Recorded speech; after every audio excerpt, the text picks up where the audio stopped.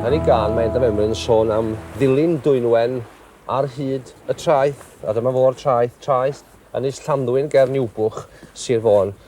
Ac fe fi Jane Edwards, pan oedd hi'n hogan fach yn dod i lawr i'r traeth yma, yn aml iawn yn dod, Jane? O, bob dydd o'r ha, am flynyddoedd meithion, ac oedd o'n beth braf iawn, medru dod yma. A neb yma rhadag honno, te. Erbyn hyn, mae'r traeth yn boblogaidd iawn.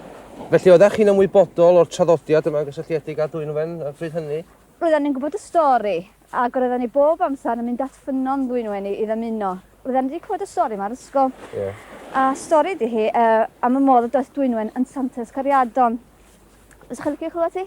Swn i wrth y modd. Wel, roedd hi'n ferch yn ôl yn hanes i brychan brenin Gwyddelig Brycheiniog. Yeah. Ac mae roedd wedi syrthio mewn cariad efo gŵr ifanc o'r enw Meilon Dafodryll. Ac mae roedd wedi syrthio mewn cariad efo hi. Ond am ryw reswm, roedd eisiau meddiannu hi cyn i phriodi hi. Wel, dach chi'n gwybod sy'n ma'r dynion yma. Yn hollol. Ond wrth gwrs oedd hi'n hogan agos iawn at ei lle, a mi wrthododd i o.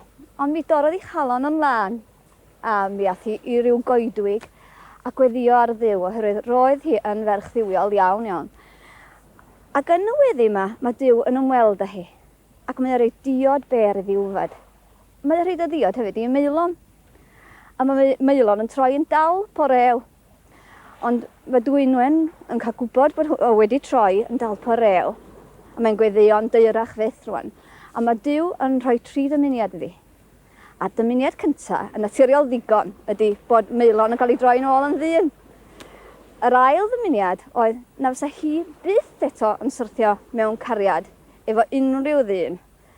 Ac yn drydydd, y bydda hi yn cael mynd yn, wel, nid yn Santes ar y pryd, yn Lleian, fel y bydda cariadon yn cadw ati hi ac yn gofyn iddi weddïo ar ei rhanw i gael gwared o'i cariad neu i gael ennill ei cariad. A dyna beth ddigwyddodd, mi gafodd ei 3 dymuniad. A mi ddoth yma i Ynys Llanddwyn, ac mi dda cariadon dod ati o bob rhan, ac fydda hi'n eiriol ar ei rhanw, ar ddiw.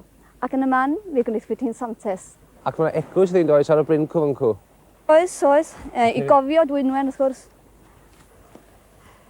Mi godwyd y groes nos i cefn i ni i goffau Dwynwen yn oes Victoria. Ac mi roedd y llain o dir fan hyn, lle roedden ni'n arfer dwad i gael mabwl gampau yngwaith o flwyddyn yn yr ha, a chwarae criced. Ac mi godwyd yr eglwys yma hefyd i goffau Dwynwen. A da ni'n cael gwasanaethau yma bob blwyddyn ym mis Aws fel arfer, lle, a mae'r tywydd wedi bod yn ffafriol hyd hyn. A mae'r stori hyfryd iawn am Dwynwen.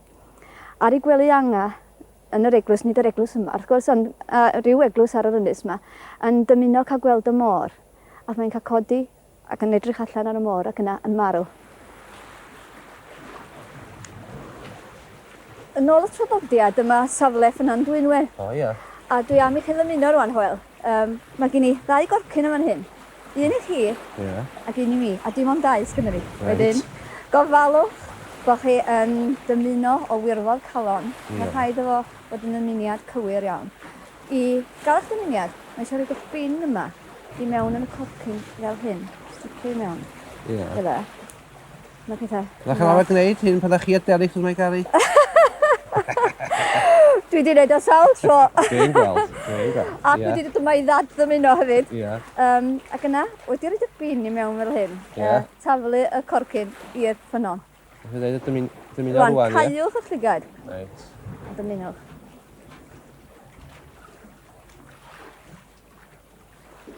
Iawn. I'r dŵr? I'r dŵr.